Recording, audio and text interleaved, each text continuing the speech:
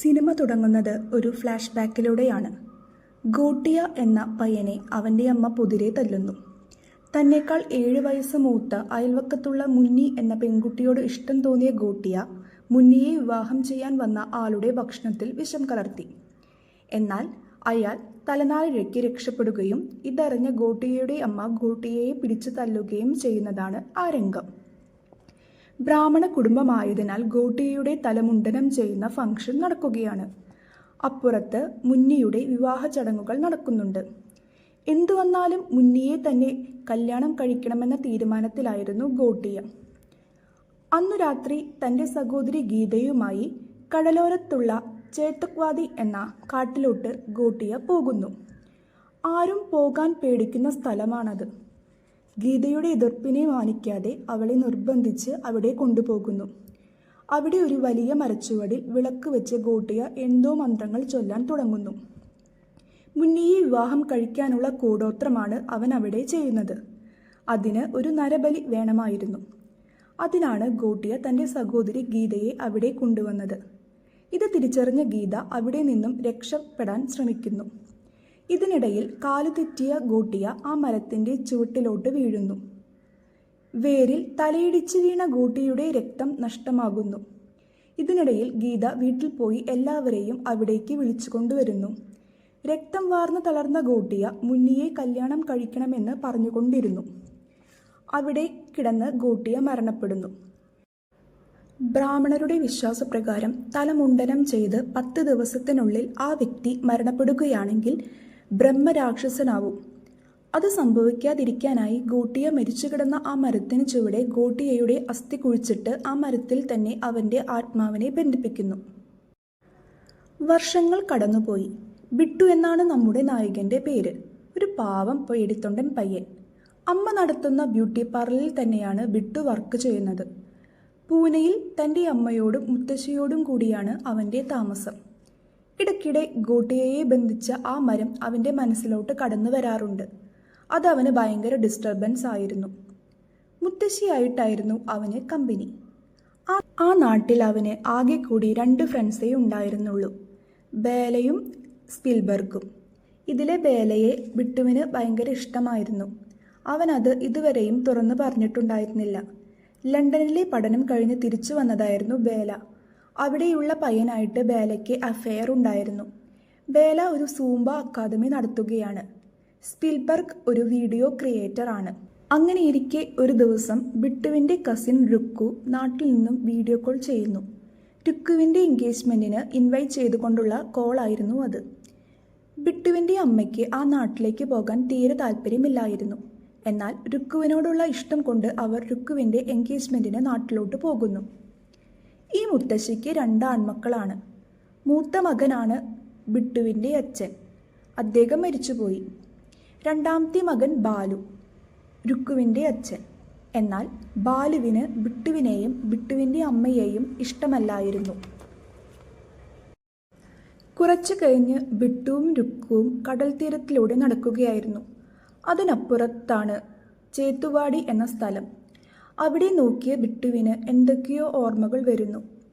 ഇത് കഴിഞ്ഞ് വീട്ടിലെത്തിയ ബിട്ടു കാണുന്നത് ബാലുവും മുത്തശ്ശിയും തമ്മിൽ വഴക്ക് കൂടുന്നതാണ്. ചേത്തക്വാടി എന്ന സ്ഥലം വിൽക്കണമെന്ന ബാലുവിൻ്റെ ആവശ്യം നിരസിച്ചതാണ് കാരണം. എന്നാൽ തൻ്റെ ചേട്ടൻ ആ സ്ഥലം വിൽക്കാൻ നോക്കിയപ്പോൾ ആരും തടഞ്ഞില്ലെന്നും ആ സ്ഥലത്തിനല്ല ശാപം ആ മരത്തിനാണെന്നും പറഞ്ഞ് ബാലു ആകെ ചൂടാകുന്നു. ആ സ്ഥലം വിൽക്കാനായി ആ മരം കത്തിക്കാൻ പോയതാണ് നിന്റെ അച്ഛനെന്നും പിന്നെ കാണുന്നത് ആ കടലിൽ നിന്റെ അച്ഛൻ്റെ മൃതദേഹം ആണെന്നും ബാലുവിൽ നിന്ന് ബിട്ടു മനസ്സിലാക്കുന്നു. ഇത്രയും കാലം തൻ്റെ അച്ഛൻ മരിച്ചത് എങ്ങനെയാണെന്ന് അറിയാതിരുന്ന ബിട്ടുവിന് അത് വലിയൊരു ഷോക്കായിരുന്നു. ആ വിഷമത്തിൽ ബിട്ടു വീട്ടിൽ നിന്നും ഇറങ്ങിപ്പോകുന്നു. അവൻ നേരെ പോയത് ആ കാട്ടിലേക്കായിരുന്നു. ആ വലിയ മരത്തിൻ്റെ അടുത്തെത്തിയ ബിട്ടു ആ മരത്തിൽ ആരോ ഉണ്ടെന്ന് മനസ്സിലാക്കുന്നു. അത് ശരിക്കും ഗോട്ടിയയുടെ ആത്മാവായിരുന്നു. ആ രാക്ഷസൻ വന്ന് ബിട്ടുവിനെ ആക്രമിക്കുന്നു. ഇതേ സമയം ബിട്ടുവിനെ അന്വേഷിച്ചിറങ്ങിയവർ അവൻ ചേത്തക്വാടിയിലേക്ക് പോയത് മനസ്സിലാക്കുന്നു. എന്നാൽ ആ നാട്ടിലുള്ള ആർക്കും അങ്ങോട്ട് പോകാനുള്ള ധൈര്യമുണ്ടായിരുന്നില്ല. എന്നാൽ മുത്തശ്ശി തൻ്റെ പഴയ പെട്ടിയിൽ നിന്നും ഒരു വടിയെടുത്ത് ചേത്തക്വാടിയിലേക്ക് പോകുന്നു. മുത്തശ്ശി ആ മരത്തിൻ്റെ അടുത്തെത്തുന്നു. ഈ മുത്തശ്ശിയാണ് ഗീത, സിനിമയുടെ തുടക്കത്തിൽ ഗോട്ടിയെ ബലി കൊടുക്കാൻ പോയ സഹോദരി. മരത്തിനടുത്ത് എത്തിയ മുത്തശ്ശി ഗോട്ടിയയെ രക്തരക്ഷസിന്റെ രൂപത്തിൽ കാണുന്നു. കയ്യിൽ കരുതിയ വടി ഉപയോഗിച്ച് മുത്തശ്ശി ആ രക്തരക്ഷസിനെ തല്ലുന്നു. എന്നാൽ ബിട്ടുവിന്റെ പിന്നിൽ രക്തരക്ഷസ് കൈ പതിപ്പിക്കുന്നു. എങ്ങനെയൊക്കെയോ ബിട്ടുവിനെ രക്ഷിച്ച് മുത്തശ്ശി കൊണ്ടുപോകുന്നു. ബിട്ടുവിനോട് മുത്തശ്ശി സത്യങ്ങളെല്ലാം പറയുന്നു. ആ മരത്തിൽ നിന്നും ആ രക്തരക്ഷസിന് പുറത്തു വരാൻ സാധിക്കില്ലെന്നും അതിനെ അവിടെ ബന്ധിപ്പിച്ചിരിക്കുകയാണെന്നും ഞാൻ ജീവിച്ചിരിക്കുന്നിടത്തോളം കാലം നിനക്കൊന്നും സംഭവിക്കില്ലെന്നും മുത്തശ്ശി ബിട്ടുവിനോട് പറയുന്നു. ഈ സമയം ബിട്ടുവിന്റെ മുതുക് വേദനിക്കാൻ തുടങ്ങുന്നു. സത്യത്തിൽ ആ രാക്ഷസൻ ബിട്ടുവിന്റെ കൂടെ കൂടിയിരുന്നു. വടിയെടുത്ത് അടിക്കാൻ തുടങ്ങിയ മുത്തശ്ശിയെ ആ രാക്ഷസൻ കൊല്ലുന്നു. ബിട്ടുവിന്റെ ബോധം നഷ്ടമാകുന്നു. ബോധം തിരിച്ചു വന്നപ്പോൾ ബിട്ടു ഹോസ്പിറ്റലിൽ ആയിരുന്നു.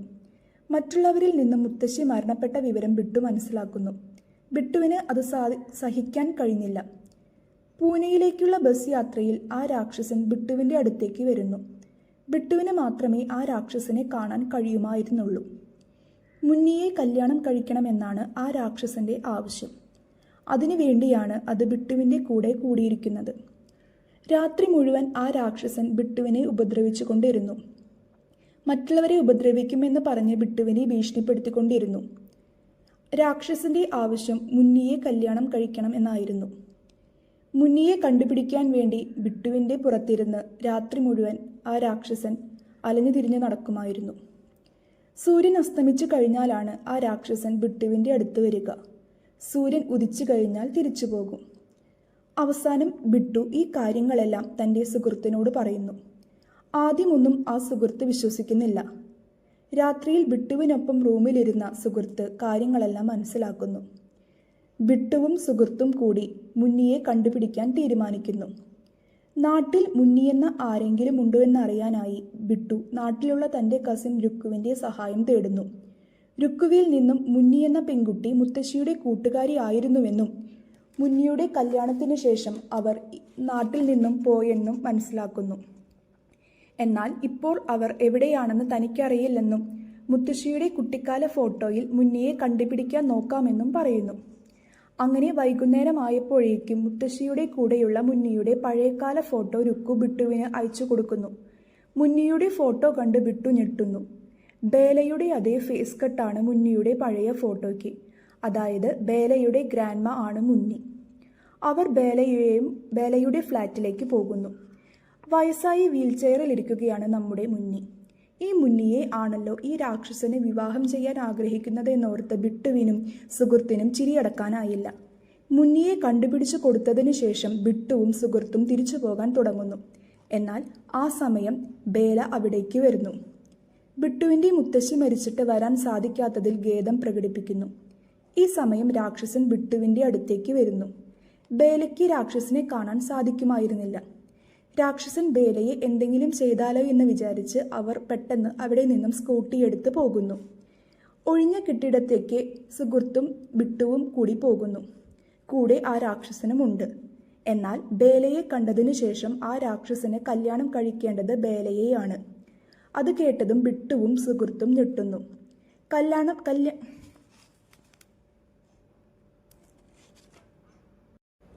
കല്യാണം നടത്തേണ്ടത് ചേതക്വാദിയിൽ വെച്ചാണെന്നും അതിന് ബേലയെ ബലി കൊടുക്കണമെന്നും രാക്ഷസൻ അവരോട് പറയുന്നു. എന്നാൽ അതിനെ ബിട്ടു എതിർക്കുന്നു. കല്യാണം നടത്തി കൊടുത്തില്ലേൽ ബിട്ടുവിൻ്റെ അമ്മ പമ്മിയെയും കൂട്ടുകാരനെയും കൊല്ലുമെന്ന് പറഞ്ഞ് രാക്ഷസൻ ബിട്ടുവിനെ ഭീഷണിപ്പെടുത്തുന്നു. ഗത്യന്തരമില്ലാതെ ബിട്ടു അതിന് സമ്മതിക്കുന്നു. പിറ്റേ ദിവസം രാവിലെ പ്രേതബാധ ഒഴിപ്പിക്കുന്ന ആളെ കാണാൻ ബിട്ടുവും സുഹൃത്തും തീരുമാനിക്കുന്നു. എൽവിസ് എന്നായിരുന്നു അയാളുടെ പേര്. എന്നാൽ അവിടെയുള്ള സെറ്റപ്പ് കണ്ട് ഇയാൾ തട്ടിപ്പുകാരനാണെന്ന് തെറ്റിദ്ധരിച്ച് ബിട്ടുവും സുഹൃത്തും ഒന്നും മിണ്ടാതെ തിരിച്ചു പോകാൻ ഒരുങ്ങുന്നു. എന്നാൽ ബിട്ടുവിൻ്റെ പിന്നിലുള്ള കൈപ്പത്തിയുടെ പാട് കണ്ട് മൂഞ്ച എന്ന് എൽവിസ് പറയുന്നു. ഇത് കേട്ടതും ബിട്ടുവും കൂട്ടുകാരനും ആകെ ഞെട്ടുന്നു. അവർക്ക് എൽവിസിനെ വിശ്വാസമാകുന്നു. മൂഞ്ചയെപ്പറ്റി കൂടുതൽ കാര്യങ്ങൾ എൽവിസ് വഴി അവർ അറിയുന്നു. തലം മുണ്ടനം ചെയ്ത് ബ്രാഹ്മണ കുടുംബത്തിലെ ആൺകുട്ടി 10 ദിവസത്തിനകം മരണപ്പെടുകയാണെങ്കിൽ ബ്രഹ്മരാക്ഷസന്മാരായി മാറും. ആ വ്യക്തിയുടെ ബ്ലഡ് റിലേഷനിൽ പെട്ടവർക്ക് മാത്രമേ ആ രാക്ഷസനെ കാണാൻ കഴിയൂ. ആഗ്രഹ സഫലീകരണം മാത്രമായിരിക്കും ഈ രാക്ഷസന്മാരുടെ ഏക ലക്ഷ്യം, പ്രത്യേകിച്ച് വിവാഹം പോലുള്ള കാര്യങ്ങൾ. ഈ രാക്ഷസനിൽ നിന്നും രക്ഷപ്പെടാൻ ഒരു വഴിയേയുള്ളൂ. വിവാഹ സമയത്ത് ഈ രാക്ഷസൻ ഒരു ഫിസിക്കൽ രൂപം സ്വീകരിക്കും. സാധാരണയായി ആടിൻ്റെ രൂപമാണ് ഇവർ സ്വീകരിക്കുക. ഈ ചിഹ്നം ബ്ലഡ് റിലേഷനിൽ പെട്ട വ്യക്തി രക്തം കൊണ്ട് ആടിൻ്റെ നെറ്റിയിൽ വരയ്ക്കണം. ഈ സമയം ആടിൻ്റെ ബോഡിയിലോട്ട് മൂഞ്ചിയ പ്രവേശിക്കും, അതായത് രക്തരക്ഷസ്. എന്നിട്ട് കല്യാണം കഴിക്കും. അതിനുശേഷം പെണ്ണിനെ ബലി കൊടുക്കും. അപ്പോൾ രണ്ട് ആത്മാക്കളും ഒന്നിക്കും. എന്നാൽ ആ സമയം ആടിനെ കൊല്ലുകയാണെങ്കിൽ മൂഞ്ചിയ ഈ ലോകത്തിൽ നിന്നും നശിപ്പിക്കാൻ സാധിക്കും. അതിനുവേണ്ടി ആ പെൺകുട്ടിയെ ആ സ്ഥലത്തേക്ക് എങ്ങനെയെങ്കിലും കൊണ്ടുവരണമെന്ന് എൽവിസ് അവരോട് പറയുന്നു. സൂംബ അക്കാദമിയുടെ ആഡ് നാട്ടിൽ ചെയ്താൽ നന്നാവുമെന്ന് കൺവിൻസ് ചെയ്ത് ബെല്ലയെയും കൂടെ വർക്ക് ചെയ്യുന്നവരെയും കൂട്ടി ബിട്ടു നാട്ടിലേക്ക് പോകുന്നു. വഴിയിൽ വെച്ച് എൽവിസ് അവരുടെ കൂടെ ജോയിൻ ചെയ്യുന്നു. നാട്ടിലെത്തിയതിനു ശേഷം രാക്ഷസൻ എൽവിസിനെ കണ്ടാൽ പ്രശ്നമാകുമെന്ന് കരുതി എൽവിസ് മാറി നിൽക്കുന്നു. എന്തെങ്കിലും ആവശ്യമുണ്ടെങ്കിൽ വിളിക്കാൻ പറഞ്ഞ് എൽവിസ് മാറി താമസിക്കുന്നു. ആഡ് ഷൂട്ടെല്ലാം വളരെ മനോഹരമായി തന്നെ നടക്കുന്നു. രാത്രിയായപ്പോൾ ബെല്ലയെ കല്യാണം കഴിക്കണമെന്ന ആവശ്യവുമായി മൂഞ്ചിയ അവരുടെ അടുത്തേക്ക് വന്ന് ബഹളം വെക്കുന്നു. എന്നാൽ ആ സമയം അവിടേക്ക് കടന്നു വന്ന രുക്കുവിന് മൂഞ്ചിയെ നേരിൽ കാണാൻ സാധിക്കുന്നു. രുക്കു ബ്ലഡ് റിലേഷനിൽ പെട്ട ആളാണല്ലോ. ബിട്ടു എല്ലാ കാര്യങ്ങളും റുക്കുവിനോട് ഷെയർ ചെയ്യുന്നു. എങ്ങനെയെങ്കിലും ബേലയെ ചേത്തക്വാടിയിലേക്ക് കൊണ്ടുവരണമെന്ന് അവർ തീരുമാനിക്കുന്നു. ബേലയ്ക്ക് ഇളനീരിനൊപ്പം നാട്ടുചാരായം കലർത്തിക്കൊടുത്ത് പാതി മയക്കാൻ പദ്ധതിയിടുന്നു. ഈ സമയം കൂട്ടുകാരൻ രുക്കുവും കൂടി ഒരു ആടിനെ മോഷ്ടിക്കാനും പദ്ധതിയിടുന്നു. അങ്ങനെ ഇരു കൂട്ടരും ചേത്തക്വാടിയിൽ എത്തുന്നു. എൽവിസിന്റെ നിർദ്ദേശപ്രകാരം കല്യാണത്തിനുള്ള എല്ലാ കാര്യങ്ങളും ആ മരത്തിനു ചുവടെ സെറ്റാക്കിയിട്ടുണ്ടായിരുന്നു. ഒരു കാരണവശാലും ആ ചിഹ്നം ആടിൻ്റെ നെറ്റിയിലല്ലാതെ എവിടെയും വരയ്ക്കരുതെന്ന നിർദ്ദേശം എൽവിസ് അവർക്ക് കൊടുത്തിരുന്നു. ബിട്ടുവിൻ്റെ ബ്ലഡ് കൊണ്ട് ആടിൻ്റെ നെറ്റിയിൽ ആ ചിഹ്നം വരയ്ക്കുന്നു. ചിഹ്നം വരച്ചതിന് പിന്നാലെ തന്നെ മൂഞ്ചിയ ആടിൻ്റെ ശരീരത്തിൽ പ്രവേശിക്കുന്നു. ഈ സമയം ആടിനെ കൊലപ്പെടുത്താനുള്ള ഉദ്ദേശത്തിൽ ബിട്ടു തയ്യാറാകുന്നു. എന്നാൽ മദ്യലഹരിയിലായിരുന്ന ബേല പെട്ടെന്ന് ആടിനെ എടുക്കുകയും ആടിൻ്റെ നെറ്റിയിലുള്ള ചിഹ്നം സ്വന്തം നെറ്റിയിൽ വരയ്ക്കുകയും ചെയ്യുന്നു. ബേലയുടെയും രാക്ഷസിന്റെയും ആത്മാക്കൾ പരസ്പരം മാറുന്നു. ബേലയുടെ ശരീരത്തിൽ കയറിയ രാക്ഷസൻ തന്നെ കൊല്ലാനായി പദ്ധതിയിട്ട ബിട്ടുവിനെയും കൂട്ടുകാരനെയും ആക്രമിക്കുന്നു. അവർ വേഗം അവിടെ നിന്നും ബേലയുടെ ആത്മാവ് കയറിയ ആടിനെയും എടുത്ത് രക്ഷപ്പെടുന്നു. എൽവിസിനെ വിളിച്ച് കാര്യങ്ങൾ പറയുന്നു. ഒരു കാരണവശാലും ആ ആടിനെ നഷ്ടപ്പെടുത്താൻ പാടില്ലെന്നും ആടിന്റെ ശരീരത്തിൽ ഇപ്പോൾ ഉള്ളത് ബേലയാണെന്നും ആ ആട് ഉണ്ടെങ്കിലേ ഇനി ആ രാക്ഷസനെ എന്തെങ്കിലും ചെയ്യാൻ സാധിക്കൂ എന്നും പറഞ്ഞു കൊടുക്കുന്നു. ബിട്ടുവും കൂട്ടരും ആ ആടിനെ എടുത്തുകൊണ്ട് വീട്ടിലോട്ട് പോകും വഴി ആടിന്റെ യഥാർത്ഥ ഉടമ വന്ന് ആടിനെ അവരുടെ കയ്യിൽ നിന്നും ബലമായി വാങ്ങിക്കൊണ്ടു പോകുന്നു. ഇതെല്ലാം ബിട്ടു തൻ്റെ അമ്മയോട് വന്ന് പറയുന്നു. ഈ സമയം ബേലയുടെ ദേഹത്ത് കയറിയ രാക്ഷസൻ അവിടേക്ക് വന്ന് അവരെ ഉപദ്രവിക്കാൻ ശ്രമിക്കുന്നു. എൽവിസ് വന്ന് രാക്ഷസനെ ഒരു വൃത്താകൃതിയിൽ നിർത്തി. അതിന് പുറത്തേക്ക് വന്നാൽ ഭസ്മമാവുമെന്ന് പറഞ്ഞ് രാക്ഷസനെ പേടിപ്പിക്കുന്നു. പമ്മിയും ബിട്ടുവും കൂടി ആ ആടിനെ കൊണ്ടുവരാൻ പോകുന്നു. എന്നാൽ ആ ആടിനെ കൂട്ടുകാരുമൊത്ത് തിന്നുകൊണ്ടിരിക്കുകയായിരുന്നു ബാലു. ബേലയുടെ ആത്മാവ് ഇപ്പോൾ ബാലുവിൻ്റെ ശരീരത്തിൽ ഉണ്ടാകുമെന്നും ആ ചിഹ്നം ബാലുവിൻ്റെ നെറ്റിയിൽ വരച്ചാൽ ബേലയുടെ ആത്മാവ് തിരിച്ച് ബേലയുടെ ശരീരത്തിലേക്ക് വരുമെന്നും എല്ലാം നോർമൽ ആകുമെന്നും എൽവിസ് പറയുന്നു. ഇതേ സമയമാണ് ആ ശരിക്കുമുള്ള ആടിനെ സുഹൃത്തിൻ്റെ കയ്യിൽ കിട്ടുന്നതും ആ വൃത്താകൃതിയിൽ നിന്ന് ബേലയുടെ ശരീരത്തിലുള്ള രാക്ഷസൻ രക്ഷപ്പെട്ട് ബിട്ടുവിനെ ആക്രമിക്കാനായി എത്തുന്നതും. ഇതൊന്നും അറിയാതെ ബിട്ടു ആടിനെ കഴിച്ച ബാലുവിൻ്റെ ശരീരത്തിൽ നിന്നും ബേലയെ മോചിപ്പിക്കാൻ ബാലുവിൻ്റെ നെറ്റിയിൽ ആ ചിഹ്നം വരയ്ക്കുന്നു. എന്നാൽ ആ ചിഹ്നം നെറ്റിയിലുള്ള ആ 3 പേർ ഒരേ സമയം അവിടെ എത്തിപ്പെടുകയും ബേലയുടെ ശരീരത്തിലുള്ള രാക്ഷസൻ ബാലുവിൻ്റെ ശരീരത്തിലേക്കും ബാലു ആടിൻ്റെ ശരീരത്തിലേക്കും ആടിൻ്റെ ശരീരത്തിലുള്ള ബേല തിരിച്ച് ബേലയുടെ ശരീരത്തിലേക്കും എക്സ്ചേഞ്ച് ആവുന്നു. ബാലുവിൻ്റെ ശരീരത്തിലുള്ള രാക്ഷസൻ എല്ലാവരെയും ആക്രമിച്ച് ബേലയെ ചേത്തക്വാടിയിലേക്ക് ബലി നൽകാനായി തട്ടിക്കൊണ്ടുപോകുന്നു. പിന്നാലെ ചെന്ന ബിട്ടുവിന് തൻ്റെ മുത്തശ്ശിയെ കാണാൻ സാധിക്കുകയും നമ്മുടെ ഭയമാണ് ആ രാക്ഷസന്റെ ജയമെന്നും ധൈര്യമുണ്ടേൽ ആ രാക്ഷസനെ നേരിടാൻ സാധിക്കുമെന്നും പറഞ്ഞു കൊടുക്കുന്നു. ധൈര്യം സംഭരിച്ച് ബിട്ടു മുത്തശ്ശിയുടെ ചൂരൽ വടിയുമായി ചേത്തക്വാടിയിലേക്ക് എത്തുന്നു. ഈ സമയം ബാലുവിൻ്റെ ശരീരത്തിൽ കയറിയ രാക്ഷസൻ ബേലയെ ബലി നൽകാനുള്ള ഒരുക്കത്തിലായിരുന്നു. ബിട്ടു ധൈര്യത്തിൽ ആ രാക്ഷസനെ അടിക്കുന്നു. അവർ തമ്മിൽ വലിയ ഒരു ഫൈറ്റ് നടക്കുന്നു. ഫൈറ്റിന്റെ ഇടയിൽ ബിട്ടു തന്റെ ബ്ലഡ് കൊണ്ട് ആ മരത്തിലും ബാലുവിന്റെ ദേഹത്തും ആ ചിഹ്നം വരയ്ക്കുന്നു. രാക്ഷസന്റെ ആത്മാവ് ബാലുവിൽ നിന്നും ആ മരത്തിലോട്ട് എക്സ്ചേഞ്ച് ആവുകയും ഈ സമയം നോർമലായ ബാലു ഇതെല്ലാം കണ്ട് പേടിച്ച് ഓടിപ്പോവുകയും ചെയ്യുന്നു. രാക്ഷസനായി മാറിയ ആ മരം ബിട്ടു തന്റെ വേരുകൾ കൊണ്ട് മുറുക്കിക്കൊല്ലാനായി നോക്കുന്നു.